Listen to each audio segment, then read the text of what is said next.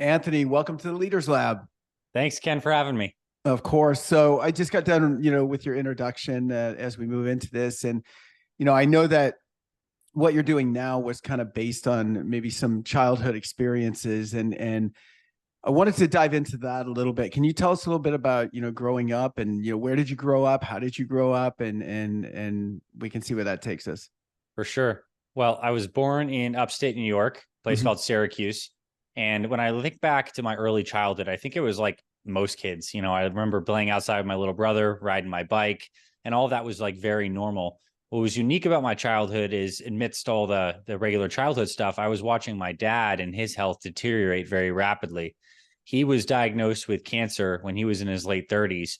And I saw him go through a series of basically chemotherapy, radiation, surgery, and he ended up dying when he was 42 years old. And Wow. so when dad died, I was 9 years old. And to have that experience at such a young age, certainly rocked me to my core. So much pain, sadness, anger, and all those emotions. But it rewired my psychology from a young age to realize a couple fundamental things. And one is, as men, as providers, as leaders, as parents, as everything here, health is the foundation of everything we love. We can certainly trade our health for wealth and bust our butt at work and not take care of ourselves, but the cost of that ends up being massive. And I think Mhm. it's a famous quote that people spend the first half of their life trading their health for wealth, only to spend the second half trading it back. And my dad's cancer was multifactorial, but there was definitely an element of his stress and his lifestyle. I remember him sleeping at the office many nights, and it just made such a tremendous impression on me from a young age that health is pivotal. And the way I was healing from that, the passing of my father, was a couple months after his death was my 10th birthday. My mom gave me a pair of my dad's own dumbbells, and I started exercise and train. It was, I think, like just intuitively a way for me to get out all this energy I had, all this anger Mhm. and sadness just by exercising. But what I found is I was healing on many deep levels as I started to do this. Mom would tuck me in. I'd pull the weights out from underneath the bed at night. And I didn't know exactly what I was doing, but I would do push-ups and curls and stuff like that. And I would feel better afterwards. And I did this up for about a year, and I found a profound transformation through this. I was less sad. I felt like my body was changing. I felt like my mind was more clear, and I had a little bit of a sense of purpose. So in a way, I think I found exercise and my passion for fitness as a way to heal my own personal tragedy. And then as a young man, and certainly as a teenager, it became like a passion. By the Right. time I got into high school, I'd been training for like 3, 4 years, and I was quite strong and I was performing better, and everything felt like it became a lot more meaningful for me. And I guess I had a gift in that I went to an all boys Jesuit Catholic school. So there was no girls around. So for me, it was like I was really just into getting as big as possible and lifting weights and doing all the fitness stuff. And I noticed as I got more competent in the sphere, like a lot of my friends started to look at me from the lens of leadership, because it's like, Mhm. wow, well, Anthony's got some things. Like, how do I start doing this? And I started to teach people some of my methodologies. And then when I went into my university studies, I picked my university strictly on which is the best school I could get into that also had an amazing gym. And I stumbled upon University of Pennsylvania in Philadelphia. And I went there and I studied hard. I studied nutrition and neuroscience and psychology. And I also competed as a bodybuilder for many years throughout that time. And it was a really amazing experience to take your body and push it to a very high degree, because you learn a lot about self-discipline, creating your own structures and routines. No one's telling you what to do, but you have to set a goal and really modulate your entire lifestyle to optimize your body. And I loved it. It was When definitely. Go ahead. Oh, sorry. When you're going through like your teenage years and going into college and all of that, is this so I get like you lean on it, your dad, passed as you lean on it, it's working in a number of ways, right? It's like Mm-hmm. it's a great distraction on one hand, but it's a positive one. It's, other people could have turned to food, right? And like you Sure. turn to this thing, so it's having like great results. But as you enter college, you're going in there, you're picking a major, you're starting to figure out like, okay, what's my North Star? What's my life going to look like? Did you know at that time, like when you were in high school, college, maybe that something around exercise, physiology, the body in general or health in general, was that going to be your career path? Did you already know it then? Not to that exact amount of clarity, but I Yeah. knew that I found my first love.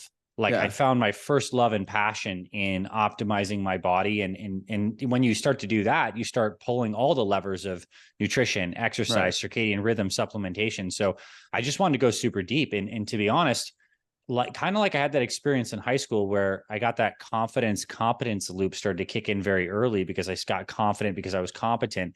The same thing happened in university. I mean, I was started competing as a bodybuilder when I was in my late teens, and I was very successful over the next 5 years. I mean, I ended up like getting sponsored by different companies, flying out across the nation to different shows and expos, and I got some, I guess, notoriety, and from that I was able to realize that there was a world of actually business creation. There was a world of, economics behind my passion. So it started to open my mind up a little bit to, there's something here. And I also learned that I love to teach people, Right. especially when you're young and you're into fitness, and a lot of people have a similar passion that they want to look and feel a certain way.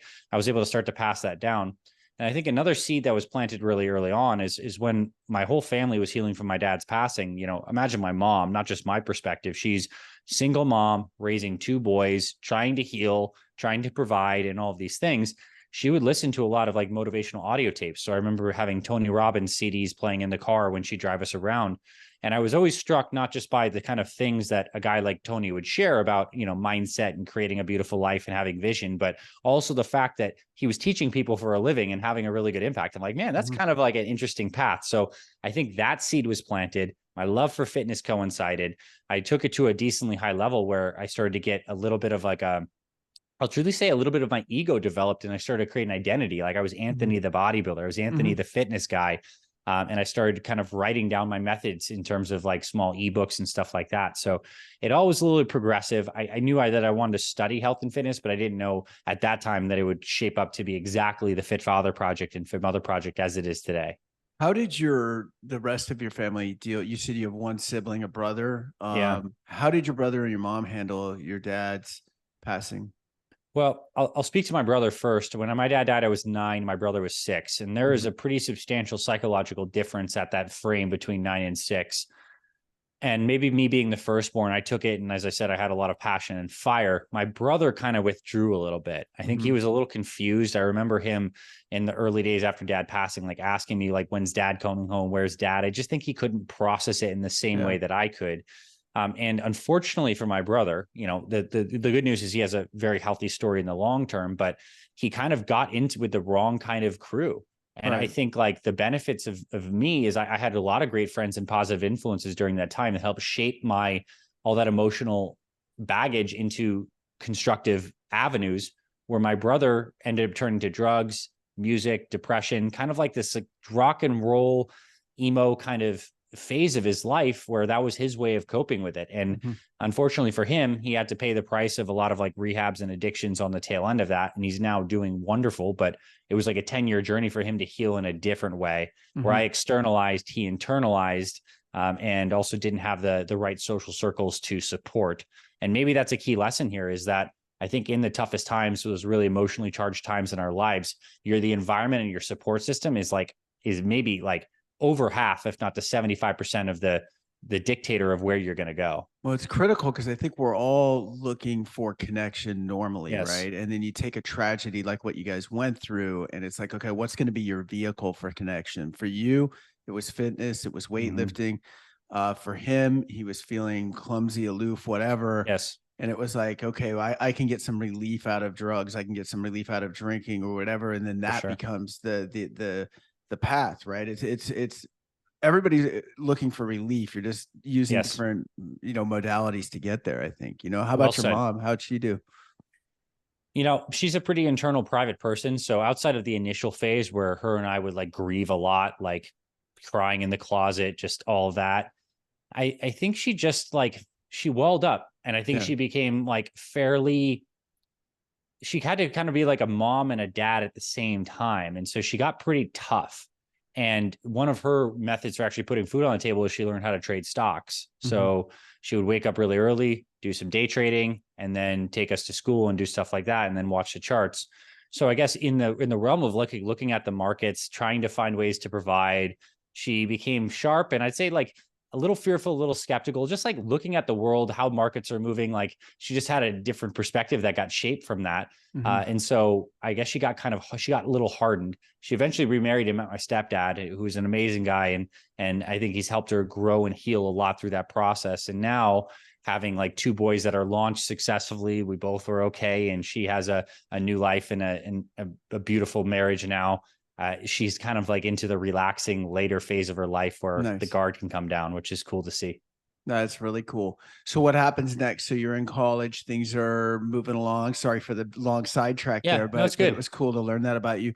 So yeah, so now you're starting you're winning stuff, you're in college. You were last saying that it was really becoming part of your identity and your who you were. Well, yeah, and I think that's a fascinating dance with the psychology of leadership. I Mhm. think like we're in that world right now where everyone's kind of like out online. There's this concept of a personal brand and like Mhm. creating a way to package who you are in your essence and be able to present that. And many of us like end up believing those things. And Mhm. I certainly did. And I think this is where our ego crystallizes around the things that we're passionate about, the things that we have experience in, and the way that we can connect with people through these discrete packages and brands that we kind of create. And I thought of myself at the time as Anthony, the bodybuilder and fitness guy. And it was very real. And I also just wanted to, it was also kind of a very selfish period of my life. I mean, I didn't have a family at the time. I was in university. I could train all the time, focus on my studies, and really wanted to build things and become quote unquote successful in my fitness, successful in school, and then starting to build an online business. So it was in my early 20s where I started to build websites and learn how to like do some of the web development, because I knew that if I wanted to share these things, I had to like learn how to create a WordPress blog and start to Mhm. share and create ebooks. So I was developing a lot of like the web and tech skills, and I put a lot of time in the dojo, like years and years. And in as far as I studied passion fitness so passionately for like a decade, I started to do the same thing, I guess, with digital marketing and communicating, because I wanted to build a platform and get online. So I started to do that. I had a number of different websites. The first one was called like Healthy Bookshelf, and I was summarizing like health books that I loved. And then it kind of morphed into Halftime Fitness. And then eventually, as I got more clarity on, my real, what I felt like was my real calling, which is like to help dads, it became the Fit Father Project. Now, it was interesting to get to that turn. I went to naturopathic medical school. And for those that are not familiar, there's a couple different types of doctors in the US. There's traditional MDs, there's DOs and chiropractors, and then there's naturopaths and MDs who practice very holistically, oftentimes use a lot of natural therapies as opposed to pharmaceuticals, but certainly can write prescriptions and antibiotics as needed. It just kind of fits in the context of more holistic therapeutic order. And I love that kind of medicine because I felt like it really resonated with my experience with fitness, because I knew that outside of just drugs, it was like nutrition, sleep, exercise, and mindset that pulled the big levers in my life. And that was the basis of the naturopathic care that I was learning so much about. So in naturopathic medical school, I saw so many people like my dad who didn't always have cancer diagnoses. Maybe it was heart disease or prediabetes or diabetes, but they struggled to create sustainable routines that worked amidst the chaos of their lives. Mhm. They knew they wanted to do better, but the rubber couldn't hit the road. And so I began to take some of my protocols that worked well for me in fitness and start to train clients and develop things that would work for my patients. And over the course of like basically a decade of refining that, we now have our Fit Father and Fit Mother programs. And we've had over 100,000 dads and moms in over 100 countries go through those now and see amazing results. But it was a process of like iterating and working with people and refining the whole process. Wow. So those are 100% online then? They can self-guide through it? Yes, and it's like a facilitated guided thing. So I built it on like a learning management platform where people can come through and like go through. You could say it's kind of like a course, but it's really like a guided journey where we go through very specific steps. It first starts with mindset, then we get you on nutrition, then daily walking, then formal workouts, and we have coaches that facilitate. And I'm in contact with people, and we have an amazing community. So it's like a self-facilitated way of like getting people to create their own unique health routines that work for them as busy parents. And Right. all of it is guided for dads and moms over 40. So joint friendly exercise, really time efficient stuff, and also impacting like doing work on the hormones and the other factors that are important after 40. So your real mission, it seems like, is well, you tell me. I shouldn't fill it in, but I mean, it seems like it's a catalyst from, you had your dad, he's 42, he dies, you were bright enough, lucky enough, the set of dumbbells appeared when it needed to, Mm-hmm. whatever. But it's just so crazy how that one moment, I'm not even talking about your father's death as much as I am your mom just going, here's your dad's dumbbells, right? Because that's kind Right. of a random thing. Hey, you might want these one day. Like, and then that just being this catalyst that really has evolved to where you're like, I don't want that to happen to somebody if they can prevent it, right? For I mean, is sure. that really your mission? Is to 100%. I mean, to help busy dads and moms who are struggling to balance it all, to like to shift course. Because I yeah, see this midlife thing like my dad had, like his path went away where his life ended early and he missed out on so much.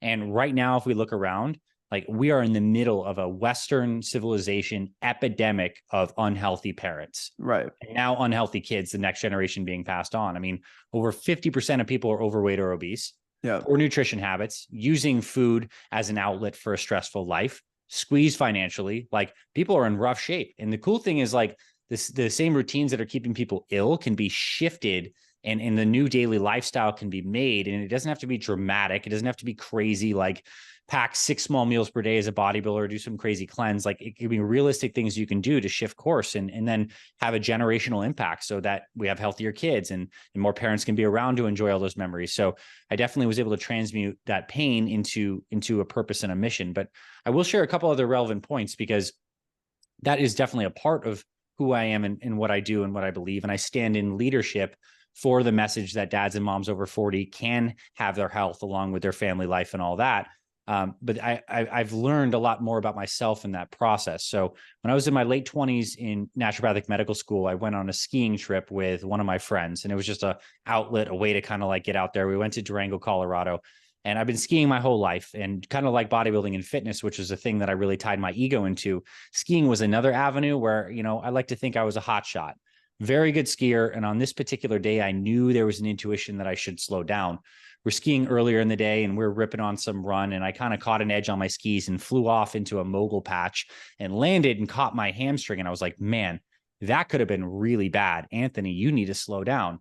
But I didn't. I kept on hard charging the rest of the day. And a couple hours later, I was on a run, and I was doing these jumps off this hill that you could ski down. It was very steep, but if you jump at the top, you float down like 15, 20 feet. I was going about 30 miles per hour. And the second time I did it, when I land, my skis get crossed up and blow off, and I come tumbling like crazy, and I slam into a tree going about 30 miles per hour and hit my right leg, and it explodes into 7 pieces and break my arm. And it was like a near fatal skiing accident that I caused from my ego and also not paying attention to my intuition.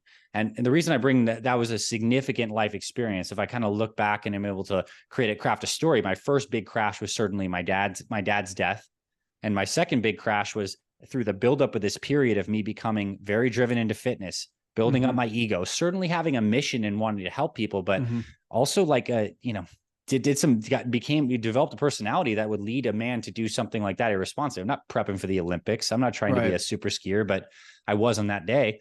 And that crash set off a series of life-changing medical operations that's taken me the last, like, I'd say 7 years now, with 6 surgeries, including leg lengthening, multiple knee and leg surgeries, all sorts of crazy stuff that kind of helped me really understand leadership in myself in a deeper way, as my ego kind of began to soften and disintegrate a little bit around the fact that it had to, from all the pain and everything, the crash that happened. So it was beautiful and painful, and I'm still in the throes of doing it. In fact, I just had a stem cell procedure on my knee yesterday. Like there's still an ongoing echoing effect of that choice.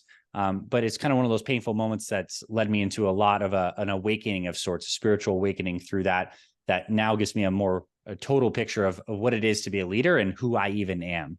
I've heard, I'm going to paraphrase this and probably hack it, but I've heard someone say the universe will keep giving us the same lessons over and over again until we learn them. And it's almost like, ego gets blown up, maybe a little too self-absorbed, not listening to the signs. And it's like, okay. And maybe you're identifying too much or too singularly on, I'm the fitness guy, I'm the bodybuilder guy, and the universe goes, well, maybe not, maybe maybe you should think about some other things. So is spirituality a part of I mean, I guess part of who we all are, but how does that play a part in who you are? It's absolutely massive now. Well, I think first off is like I was raised in a Christian Catholic kind of scenario. I went to Jesuit Catholic boys high school, and I had a faith at a certain time, but I think the faith can only be relevant to your level of maturity and understanding and wisdom. So it was that. I feel like the period of my teens and 20s when I became very self-absorbed with bodybuilding, prayer, contemplative meditation, stuff like that was not really on my radar. It was just about activity and creating this sense of Anthony in the world and success. And after that skiing accident, the first thing is experiencing tremendous pain. I mean, when your leg blows up like that, there's no escaping the fact that, one, your life is fundamentally changed. Two, you're having a lot of pain. And so you need to learn how to sit with that pain. So it kind of guided me into understanding meditation and also studying like the mind, awareness itself, and starting to actually like sit there and dance with the ideas of acceptance as well as goal driving, and understand how to quiet my mind when all the different thoughts that emerge. I mean, imagine all the pain that comes, that's just non-physical pain that comes from that, all the thoughts that come up, all the subconscious programming. It just like ripped everything out from the roots of my subconscious. And I had to really start to process that. And I learned how to meditate. I learned how to accept through that process. And now it's fundamental. Like through the process of, I guess, healing my body, I found my way that I will say back to God. And we could use many different labels, but for me, I'll use the word God. And it's now kind of reconnected me with a deep sense and heart of service, and also has introduced a lot of softness into my being, where I no longer feel like I'm the egoic Anthony Balduzzi. I kind of feel like I'm a part of this beautiful happening, and a lot of service and love flows through me. And I don't try nearly as hard in the same egoic, willful sense. But I also feel like I'm not as much of the doer, but like things are happening through me. And I also believe that I'm no better than anyone else. I certainly would have thought that in my 20s, but now I like understand my heart and my experience, and I'm able to connect with yours and other people's by understanding your deeper parts, by getting to know myself. So I pray, meditate in the morning and the evening. I am filled with so much more love and compassion, and my ego is definitely softened, and it feels like more of a tool than an identity. It seems like the word that was coming to me when you were describing that is just like flow. It seems like there's more of a flow to your life, right? More of an integration Yes, for to sure.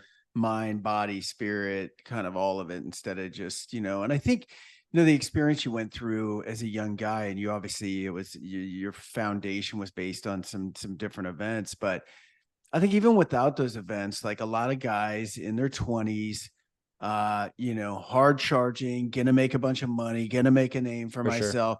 And I don't even think there's anything wrong with it necessarily. I think there's maybe something wrong with staying there, because that becomes kind of Yes, an unfulfilled destination when you get, when you're 50 and you're like, okay, I'm still the big guy, but there's no family around me. There's no friends sure. around me. I don't have my health. Like you say, I'm, you know, um, don't have energy, don't have my health. Those are some of the pitfalls. But I think the awareness of it is really, really cool. So what's next for you? Where do you go from here? Do you have a family now? You I have a couple do. of I kids, do. right? I do have a daughter. Yeah. So Okay. I'm a dad now. And I Yeah. mean, it takes a big significant aspect of me stepping into my leadership as, the founder and CEO of Fit Father Project and Sure. Fit Mother, to now have a daughter and to be on that path. So that was definitely a big integration aspect for me. But I'll share, even if I want to go back to what you were saying about the guy in the 50s who feels like he's had all the material success, but now feels like empty in other aspects. Like, let's say a guy even doesn't feel empty. Let's say he's 50, he worked hard charging. He still has a good career. He still has a decent family life. He still Right. has friends. But when we are so identified with our ego, and we'll define ego as like the constellation of your beliefs, your personality, your identification with your specific mind and body, at the root of that is a feeling of separateness. You still feel like you are a separate, circumscribed actor that Mhm. is out in this world, a scary world where things could happen and you need to go like grab resources or this and that, you could die. And that is an experience that I think we have naturally in the human psychology, is to kind of crystallize egos. But Mhm. there also is this complete softening that I think is found in all these different spiritual paths, where you begin to, one, the body may even lose its vitality, and you come to this facing these ideas from getting old age, or in my case, at a young age, from a pretty tremendous physical experience. But there's this experience now of being in flow, which also requires the openness, where you don't feel like you're as much of a circumscribed individual, but you're connected to the all. Like you and Right. I are nodes of the greater, the greater goodness, that are spending our time to share powerful messages like this. And we start to see the connection with others.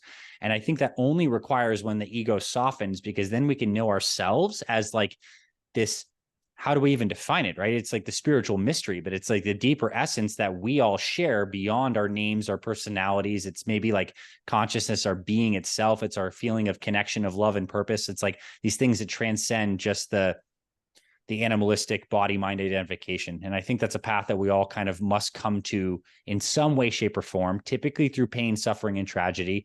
Old age kind of helps bring us to this a little bit more, or just, the pain from our choices. So I think it's a natural trajectory that people experience in one way or another.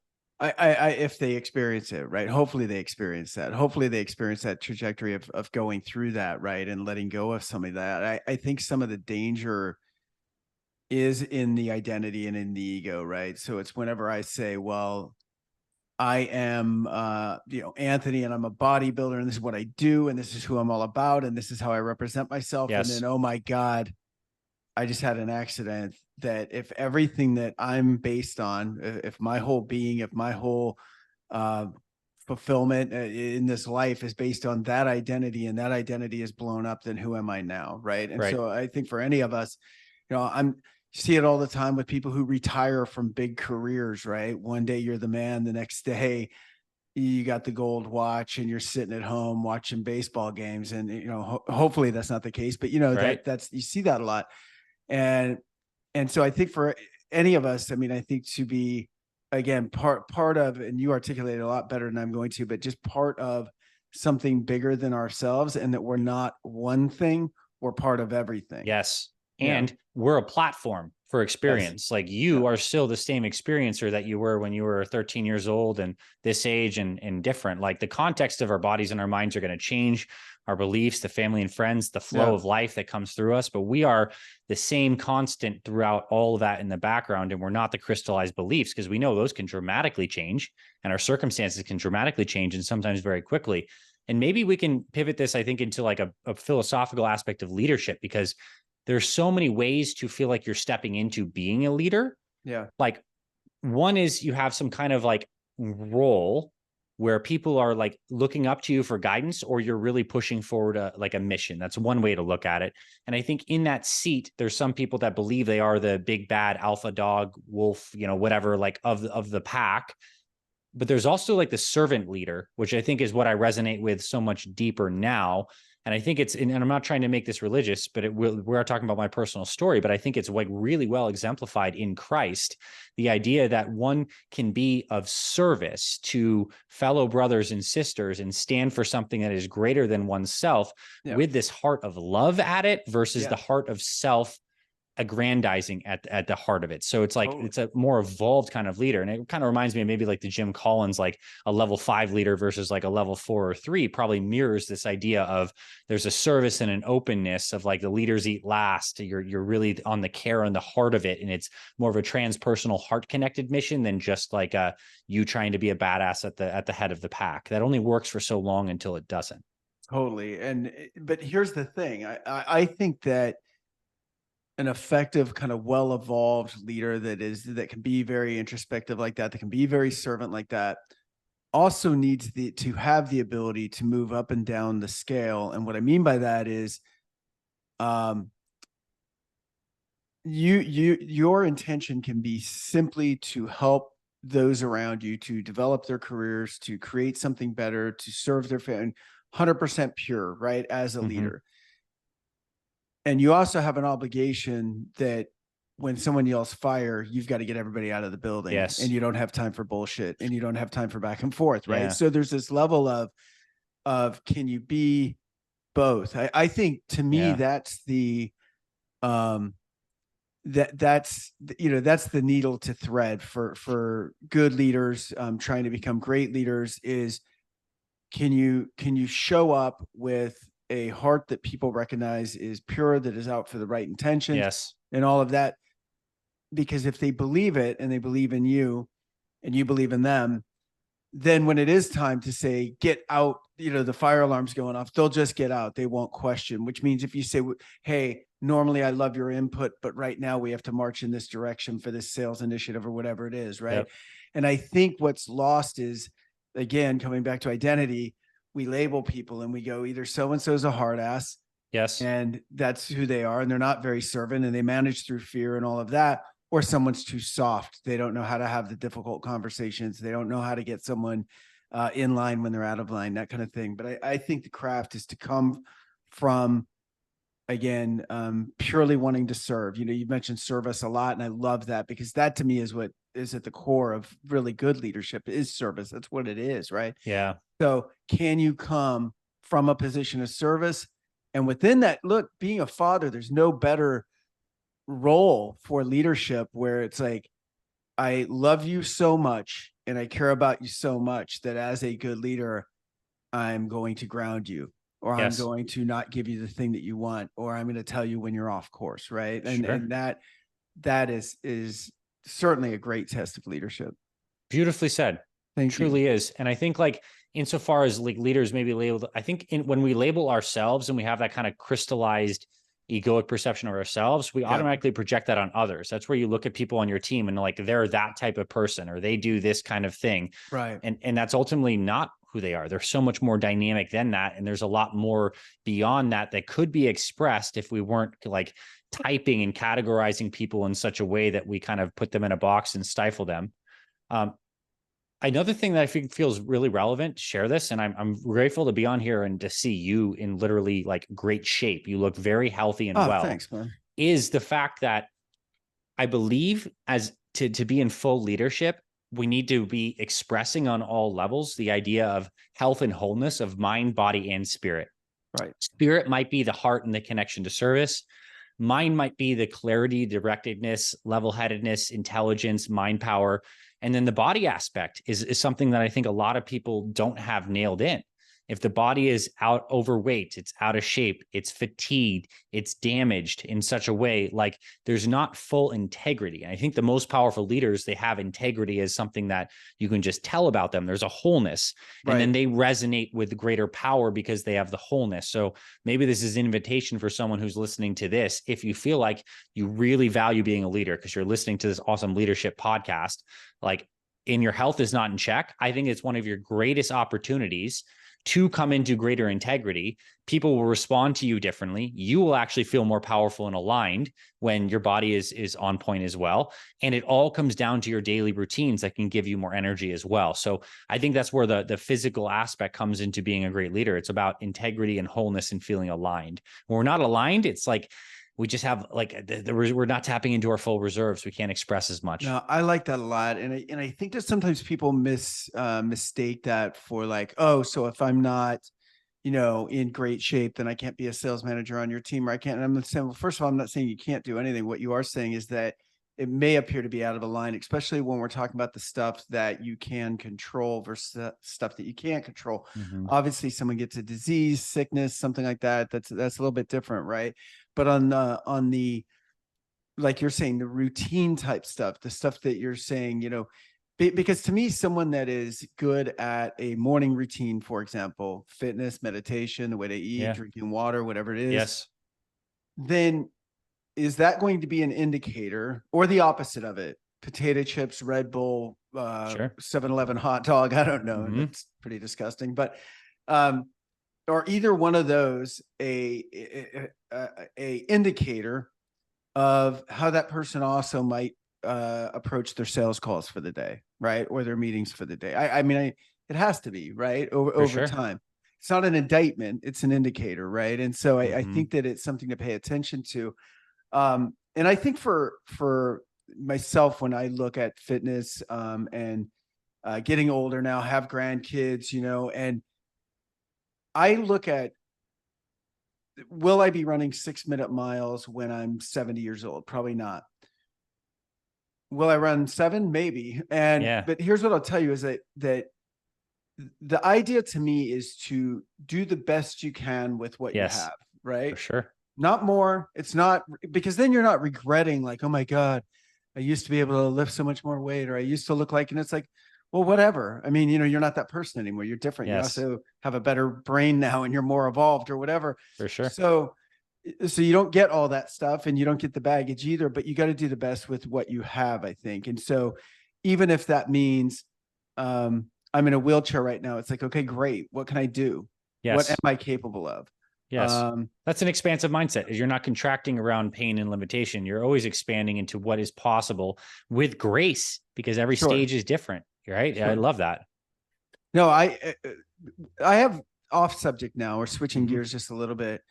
How what are your thoughts? It's a big topic, so I'm not really sure how to phrase it, but I've been big on longevity lately. I've had some people on the podcast. I've been on some podcasts, where we're talking about longevity and really where, from what I've heard, and you're certainly a lot closer to it than I am, but from what I've heard from some futurists and medical people, they're saying there's people on the planet right now being born that in their opinion will live well beyond like 130, 140 years old. I've heard some people say 150 years old with advances in medical science and everything else. First of all, I want to see kind of how you feel about that. And then secondly, like what I'm more interested in isn't how long we can live, it's how long we can live healthy, right? I Yeah, mean, is it your feeling that people can go into their 90s, early 100s, or like what does that look like to you? And obviously factoring out sure. diseases or things that are going to take them out. I mean, heck yeah. Like the human physiology has the ability to live and be very healthy at 100. Yeah. But the problem with this is we pay for the stuff we did a decade or 2 decades sooner in the present. So it's like Right. we're constantly investing or divesting, and we're going to always reap the benefits of that or the costs in the present moment. And I'll share with like my picture on longevity and some of the factors, I guess. Our energy metabolism system, which we hear the word mitochondria and stuff like this, the way our body produces energy from food, air, sunshine, etc., is the operating system. It's the blueprint. And we need to be optimizing the energy production pathways to be well into old age. When people have all the neurodegenerative diseases, when people get weak as they stop exercising, they get damage to the mitochondria. The mitochondria don't work as well. We need to optimize energy production. So to do that, you need to challenge energy production through exercise.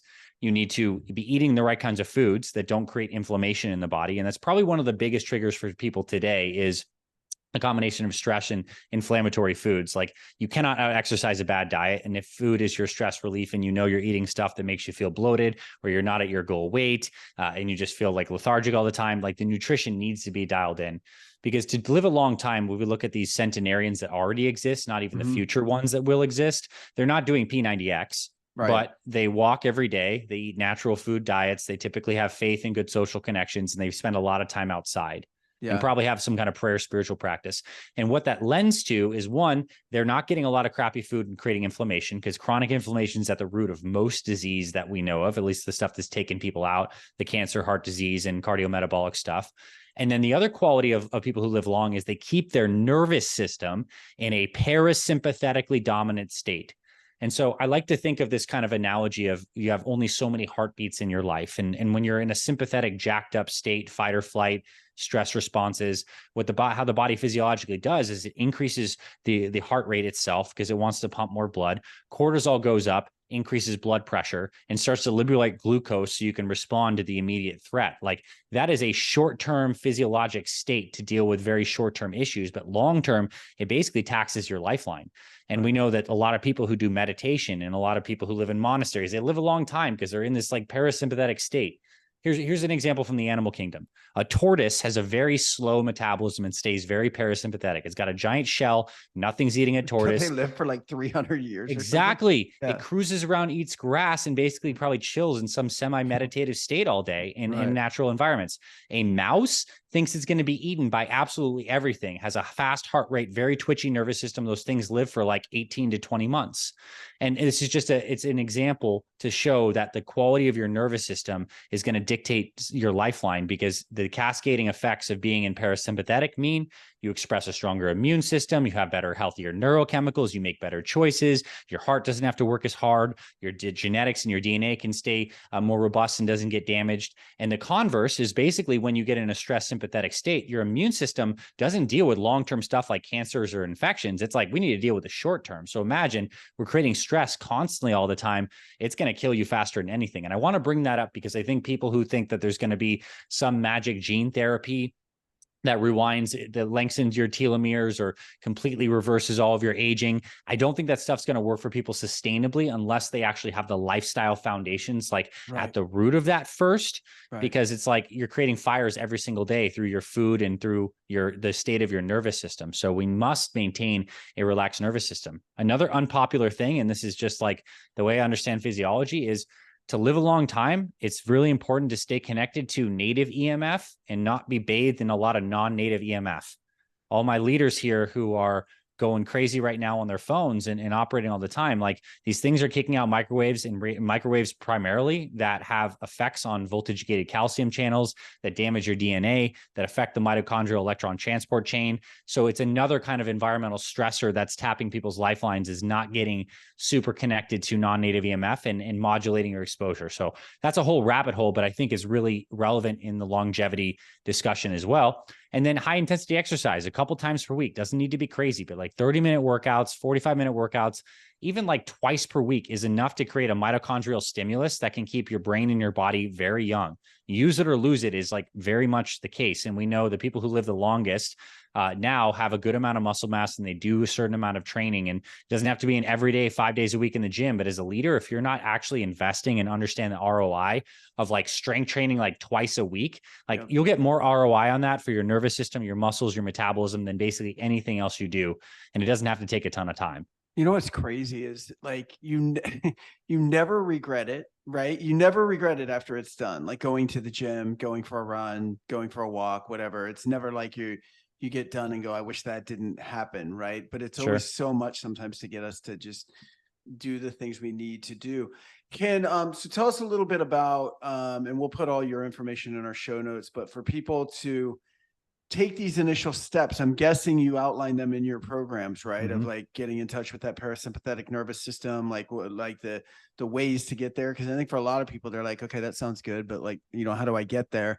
And yeah, tell us a little bit more about how people can benefit or get in touch with you. Well, first off, it comes down to mastering your daily routine. Like the cool thing about life is and I know that sounds like kind of trite, but look, it's the reality. Like we have these bodies. They require maintenance and tending every day. We need to drink some water. Most of us eat some food. Most of us are doing exercise or different kinds of things. And on a daily basis, like if you are not having a dialed in routine that serves you and fits with your family life, and it becomes like the eye of the storm where you have this stillness at the center where everything can be moving around you, you're going to be deviating. You're going to be falling on a path that's going to be decreasing your health. So what we do inside of our Fit Father and Fit Mother programs is help people nail their unique daily health operating system. This comes down to how you win the morning, which is as simple as drinking some water with minerals, getting some sunshine on your skin and eyes, maybe taking a little bit of a walk, and then nailing your nutrition routine for the day, which means eating at the times that work best for you and your schedule, having a mix of some go-to standardized meals that don't require a lot of thinking and are good for productivity and busy mornings with families, having some more variety at dinners. We show you how to basically nail the nutrition so it's not restrictive and actually sustainable. And then exercise in a way that like fits into your schedule, is joint friendly after 40, gives you the benefits of cardio, strength, and flexibility all in one session. Like there's a stepwise process that people like me who've spent decades doing this stuff have like figured out that someone can follow. And I'll say this to all the leaders out there. Oftentimes when we're leaders, we're the ones typically developing the plans or the SOPs or the hierarchies for other people to follow. And what I found, and what I certainly see when you look at it, like the most successful athletes and top performers, is those people have coaches. Those people take the humility step to like step in and like follow a framework and execute.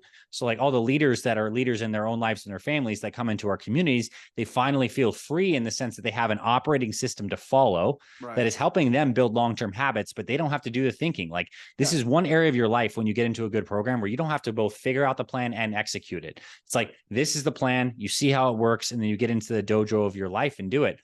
And we start all these programs with mindset and mission statement work. Before people get into the nutrition plan, we help you connect deeply with why your health is foundational to your work, to your family, to your spirituality, to your finances. So we're creating new neuro associations to help you stay on track long-term. And then we have a community to help keep you accountable long-term as well. I love that. I think I'm going to check it out myself. I love it. I really love that you guys are being unique to the individual, that you're figuring out mission statements, because you and I both know that without the leverage of your identity and like where you're trying to go, that's why people like lose weight, put it back on. It's because it's not tied to anything major.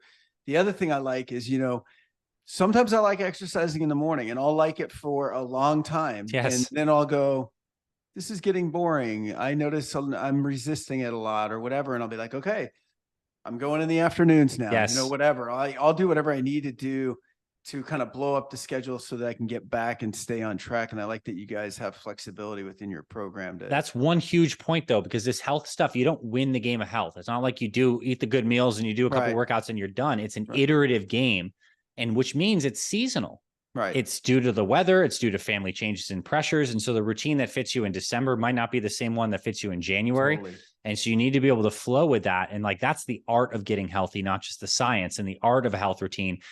You obviously have a really, really good habits and foundations with that you figured out.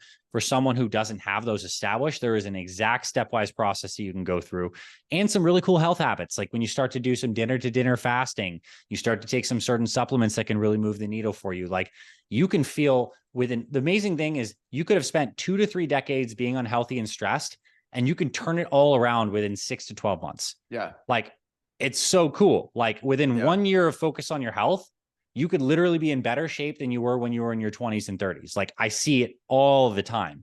Yeah. And so there's a lot of possibility. And then everything else in your life will improve as a result of that. I'll give you a quick story before we go. So when I was in my early 40s, a friend of mine said, "Hey, do you want to run a 5K for charity?" Right. And, I ran track in high school, and which, who cares, right? Because high school is when you're 18, and he's talking to me when I was like 42. But you know how you always think you can do the stuff that you used to be able to do, even if you haven't done it for a long time. Yeah. So I'm like, of course, I'll go bang out a 5K for charity. It seems like a good, and I couldn't do it. I mean, I couldn't run 1 mile continuously without stopping. I got sick during the thing. It took me over 30 minutes to complete. So 11-minute miles or something like that.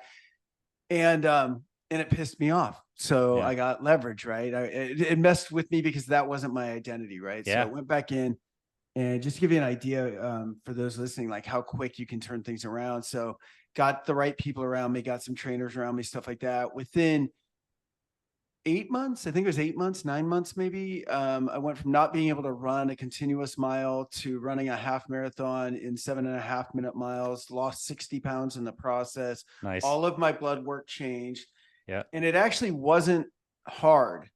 Believe it or not. Some of the work at you put in some work. Yeah.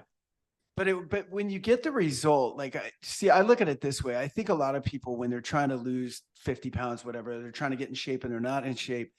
I think what they look at, let's use a marathon as an example. I think a marathon's perfect. Someone will go, "Oh my God, I don't know how you run 26 miles. I'm like, you're focused on the wrong thing. You should be focused on how you run 1 mile, or how you walk a half a mile, or wherever you're at in that process, instead of looking, that's almost like saying, I want to become a billionaire, but I don't know how to start. And I'm like, well, start by getting an hourly job. You know what I mean? And then from there, maybe become a salaried worker. From there, maybe become a leader. And from there, maybe become an entrepreneur. But everybody's always focused on, we want the whole thing at the end instead of just going through the process, Yes, you're so right. And I want to mention a couple of things, and I actually would like your feedback.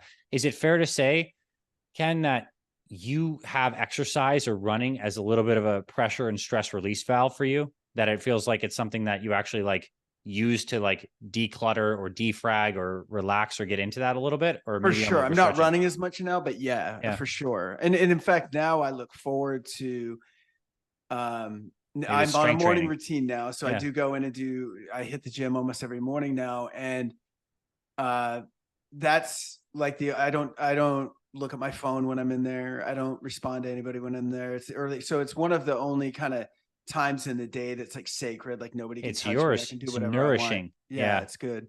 And I think the people who are leaders listening to this who are not currently healthy, you probably have pressure and stress release valves that are related to actually like unhealthy patterns that are making you worse. It's either in the way of food and sugar, or it's too much late night scrolling or consuming media that's throwing off your sleep. That was my valve. I just drink. Yeah. There you go. So like, I think part of the process of getting healthy is actually, because leaders naturally carry more burden, like it's part of the job is to be able to hold more responsibility with you as the container.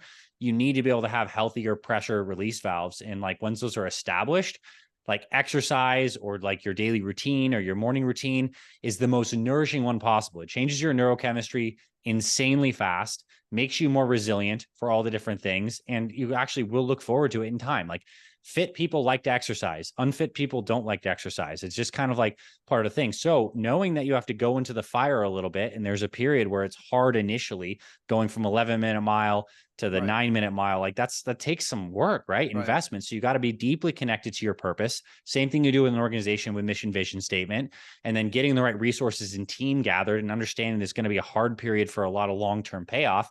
It's if you approach it just like with that framework that you might apply to a business, Yeah. like and understand your health is like this, it's going to give you just an understanding of the trajectory. And then if you make everything sustainable, like you wouldn't teach your sales team some tactic that would only work once and everyone gets geared up for it. You ideally want like repeatable processes. So make your health like that. The workouts you do should be sustainable. The nutrition plan should work long-term.